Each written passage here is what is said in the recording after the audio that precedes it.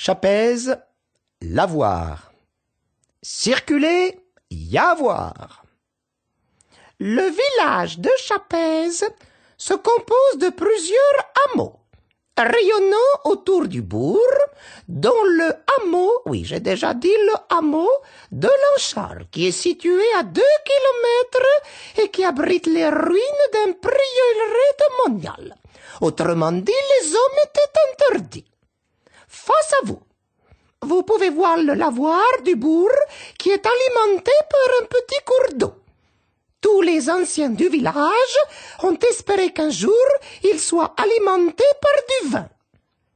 Mais sous la poussée hygiéniste du Second Empire et avec le vote d'un crédit spécial en 1851 ou 52 ou 53, enfin les années 50, les communes construisent des lavoirs publics à partir de la seconde moitié du XIXe siècle. Le paysage est dominé par le clocher de l'église Saint-Martin. Saint-Martin, qui a coupé son blouson en deux, le clocher culmine à près de 35 mètres de hauteur, au-dessus des habitations, puisque c'est le clocher qui culmine. Cette église appartenait autrefois à un prieuré, un petit monastère dépendant de l'abbaye bénédictine de Saint-Pierre de Chalon, sur Saône. Daté du milieu du XIe siècle, ce clocher est caractéristique. Vous faites quoi là exactement? Vous faites quoi là exactement, monsieur? Je vous préviens, si nous vous surprenons en train d'uriner sur les ruines... Bien, reprenons. Daté du milieu du XIe siècle, ce clocher est caractéristique du premier art roman, avec ses baies géminées et son décor de lésène, appelé autrement bandes lombardes.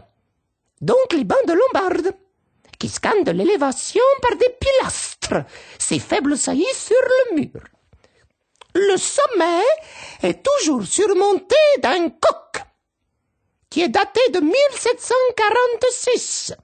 Le coq a été redoré dans les années 2000, avec le reste des feuilles d'or qui ont servi à recouvrir la flamme de la Statue de la Liberté à New York. Yes, sir!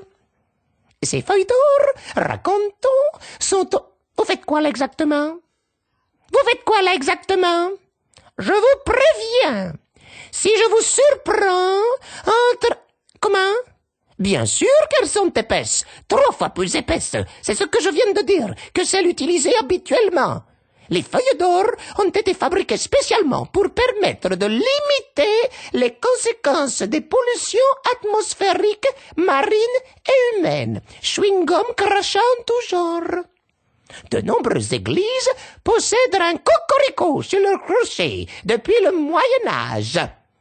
Le coq annonce l'arrivée d'un jour nouveau après la nuit.